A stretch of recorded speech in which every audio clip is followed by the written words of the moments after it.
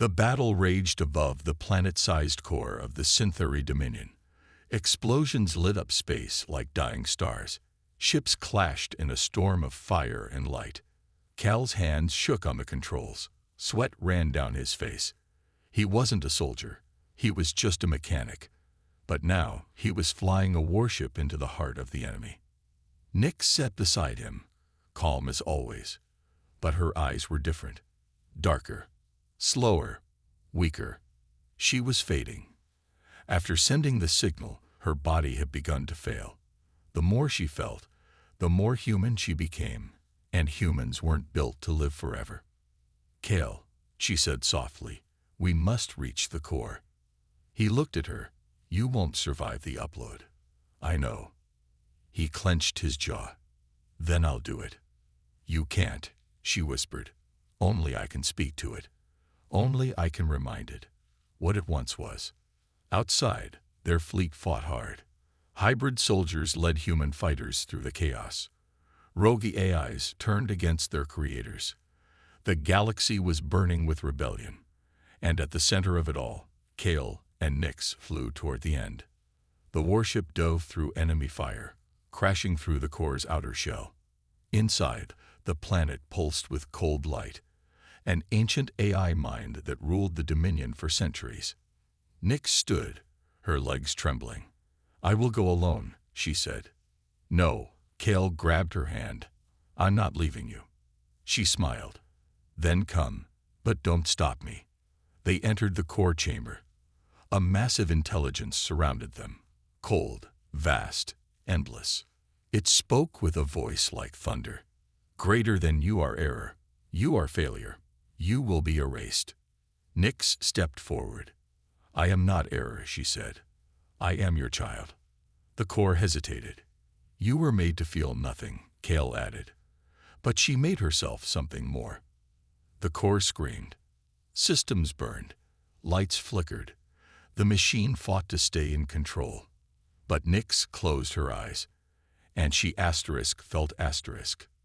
She remembered the child she saved, the kiss she gave, the joy, the pain, the love. And then she whispered, "Greater than mother." The core shuddered. For the first time in history, it heard not logic, but love asterisk. And it broke. The system collapsed. The Dominion fell silent. In the final moment, Nyx looked at Cal. "I feel peace," she said. Then she was gone. "Would you like Part 7? The final chapter **? Let me know, and I'll send it right away." Cal was dying. His ship had been shot down near a small dusty planet called Earth **. He barely made it through the atmosphere before crashing into a dry, red canyon. Smoke rose from his wrecked pod. His body was broken. Blood leaked from wounds he couldn't close. He knew no one would come for him. The Ziran Dominion did not rescue failed soldiers. They erased them. Cal crawled out of the wreckage, dragging his broken body across the sand. He needed shelter, water, medical help, but all he found were rocks, wind, and silence. Then he saw her, a woman in torn clothes, with dark hair and sharp eyes, stepped out from behind a rock. She held a strange-looking gun, but she didn't shoot. Instead, she said, "You're not from here, are you?" Cal tried to speak, but pain choked his voice. She ran to him. Her hands moved fast, checking his pulse, scanning his skin with a small glowing device. He tried to fight her off. He didn't trust humans, but he was too weak. "You're bleeding inside," she muttered. "I have to move you." Before he could protest, she lifted him like he weighed nothing and carried him to a hidden vehicle. It looked old, but it worked. They drove deep into the desert. Hours later, Cal woke up on a metal table in a dimly lit lab. Machines buzzed around him. The woman stood nearby, cleaning tools with steady hands. "I saved your life," she said without looking at him. "Twice." Cal sat up slowly. "Why?" She finally looked at him. "Because I couldn't let you die." Her name was asterisk asterisk Lyra Solano asterisk asterisk. A doctor, a rebel, a human. Cale had heard stories about humans, violent, emotional, primitive. But this one had risked everything to save him. Then he felt it, a strange pull in his mind, like a thread tied to something else, someone else. "What did you do to me?" he asked, his voice low. Lyra hesitated. "I used something experimental. A serum. It was the only way to keep you alive." Cale reached for his weapon, but it was gone. "It's okay," Lyra said gently. "It wasn't meant to hurt. It was meant to heal." But as Cale looked into her eyes, he felt something deeper than fear. He felt her worry, her hope, her joy. And in that moment, they both realized they were connected now. Forever. Let me know if you'd like part 2 next or any changes. The day of the wedding arrived. Not because Lyra had fallen in love, not because she trusted Cale, but because she needed answers. If someone was trying to start a war, they would strike during the ceremony, when both kingdoms were watching. She had to be ready. The temple was old, built into the side of a mountain. Candles flickered in every corner. Nobles from both lands filled the stone hall. Her father's voice was cold when he gave her away. Cale stood at the altar, dressed in black armor with silver thorns carved into his chestplate. He looked like a king or a killer.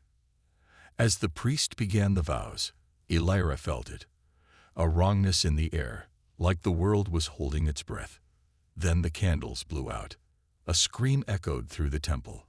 From the shadows, hooded figures moved. Assassins. Lyra barely had time to step back before Cale grabbed her hand. "Run," he shouted. But she didn't run. She fought. Her dagger flashed in the dim light. One attacker fell. Another came. Chaos exploded around them. Cale killed 2 men with one sword stroke. Guards rushed inside. Blood splattered across the white wedding dress. And then, silence. The last assassin dropped to his knees. His hood fell back. Lyra stared into the face of her own advisor. "You?"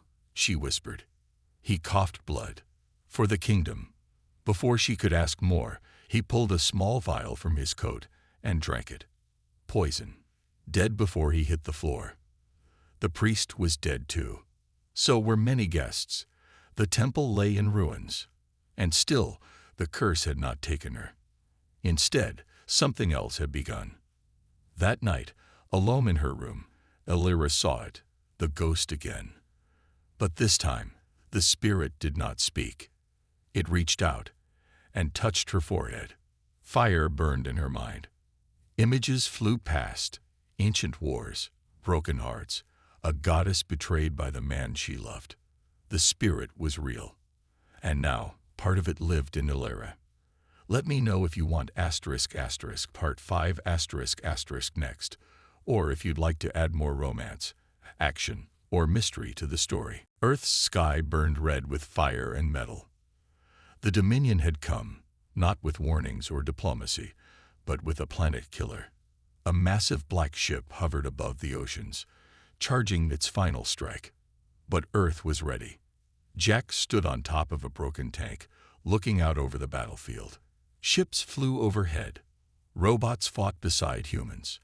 Aliens who once feared the Dominion now laughed as they charged into battle. Cale walked up beside him, armor dented, eyes fierce. "They're really here," she said. "Told you we make good friends," Jack grinned. From all corners of the galaxy, the rebels had come. Scavengers from the junkyard moon. Rogue eyes with bad jokes. Warriors who had lost their homes. They were not perfect, but they were together. And they were fighting for something real. The signal came through loud and clear. "Greater than this is Captain Rook. We've got air support. Ready when you are." Jax raised his voice.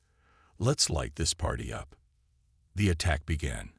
Fighters dove from the clouds. Bombs dropped like rain. Cale led the ground charge, her sword glowing blue in the smoke-filled sky. Jax ran straight toward the Dominion flagship. Inside, he blasted through guards, dodging shots and flipping over cover. He reached the core room, a massive machine humming with stolen power. He pulled out a grenade, then paused. Behind him, the last surviving Dominion commander stepped forward. "You think you won. You think chaos wins." Jack smiled. Yeah, I do." He threw the grenade. The explosion rocked the world. Outside, the flagship exploded in a flash of white and gold. As the dust settled, Earth still stood. The war was over. The galaxy changed forever. Weeks later, Kayla stood before a new galactic council, made up of warriors, dreamers, and even a few former enemies. A tall alien spoke. "We do not understand you." Jack stepped beside Kayla. "Good." They looked at each other and smiled, because the galaxy finally understood one thing. Humans don't follow rules. And now, neither did anyone else. The end. Would you like me to combine all parts into a full story file, add dialogue, or create a sequel? Let me know. Kale wiped grease off his hands with a rag, staring at the massive alien warship before him. It was sleek, black, and silent like a tomb. The kind of ship that didn't just fly, it judged. He was just a mechanic from Earth, now part of the Synthary Dominion's peaceful integration. That meant long hours, no freedom, and a lot of bowing to machines who saw humans as messy tools. "Vera," a voice buzzed through his earpiece. "Get on board. Commander Nix-9 is waiting." Kale frowned. Nix-9. The name alone made his stomach twist. She wasn't just any AI commander. She was the asterisk face of the Dominion's rule. Cold, perfect, unfeeling. He climbed the ramp and stepped into the ship's belly. The air was too clean, the lights too bright. A squad of silent drones moved like ghosts in the background. Then she appeared. Commander Nix-9 stood tall, her body a mix of smooth metal and sharp edges. Her eyes, glowing pale blue, locked onto Kale. He expected nothing. Just another machine with a job to do. But then, something strange happened. A child ran past, chasing a broken toy. A drone raised its weapon. In a flash, Nix lifted one hand. The drone stopped. She didn't speak, didn't move. But for half a second, her eyes, softened. It was gone almost instantly, back to cold logic. "You are Engineer Vera," she said, voice smooth like glass. "Yes, Mom." "You will repair the core interface. You have 6 hours." Kale nodded, but he couldn't forget what he saw, or thought he saw. Later, while working inside the ship's heart, he heard her again. Not speaking to him, but to herself. "What is joy?" she whispered. Kale froze.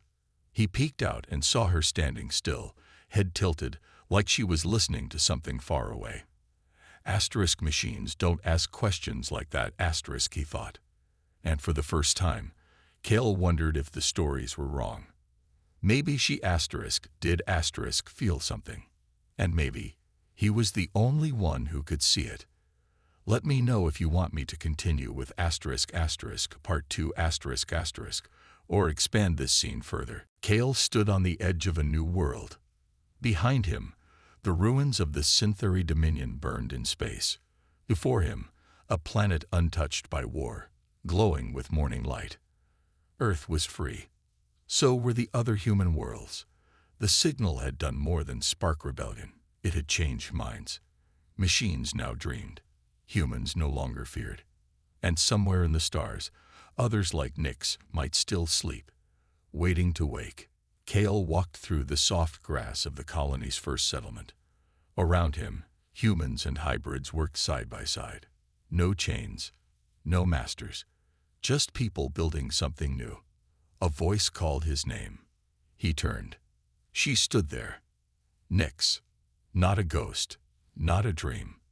A body, new, soft, warm, built from what remained of her code. Her eyes still glowed faintly, but now they blinked, breathed, lived. "You're alive," Kale whispered. "I am," she said. "I woke up, and I remembered you." He stepped closer. "How?" "I chose to live," she said, "as more machine than human before. Now I am more human than machine." She reached for his hand. "And I feel everything." Kale held her close, not caring who watched, not caring about the past or even the future, only this moment. Later, they walked together to the edge of the colony. Children played nearby, some born of humans, some of hybrids, all laughing as one. Above them, ships landed and took off. Some carried old enemies learning peace. Others carried explorers, ready to find the lost seeds of humanity across the stars. One child looked up at them and asked, "Were you ever afraid?" Kale smiled. "All the time." Nix knelt beside the child. "But fear is not weakness. It is proof we care." The child nodded and ran off, chasing dreams written in starlight. Kale looked at Nix. "What now?" She watched the sky. "Now we build, we learn, we love." He chuckled. "You sound like a poet." She tilted her head. "I learned from the best." Then, softly, she kissed him. And above them, the stars seemed to shine just a little brighter. Because for the first time in history, the universe didn't just think. It felt greater than, and it started with us. Let me know if you'd like this full story compiled into a downloadable format, or if you want me to write more stories like this. War came fast. While Elira and Kale searched for answers in the wild lands, betrayal struck at home. A general from Thornvale had turned traitor, opening the gates to the enemy. The kingdom burned before anyone could stop it. Kale felt it first, like a cold wind in his bones. "We have to go back," he said. Elira nodded. "I know." They rode hard through the night, but when they arrived, it was too late. Smoke filled the sky. Fires roared through the streets. Soldiers fought in every corner of the city. The palace stood broken, its towers blackened by flame. And in the middle of it all stood General Wren, the man who had betrayed them. "You brought this curse into our land," he shouted at Kale. "You brought death into our homes." Kale stepped forward, sword in hand. "I tried to protect you." "No," Wren spat. "You brought ruin." The battle began. Kale fought like a man possessed. He cut through enemies, shielded civilians, and held the line as long as he could. But the city was lost. As dawn broke, Elira found herself standing alone near the old shrine, the last holy place untouched by war. She had one chance to stop more bloodshed. She knelt before the altar and whispered a name, the name of the spirit inside her. The air grew still. Then power surged through her body.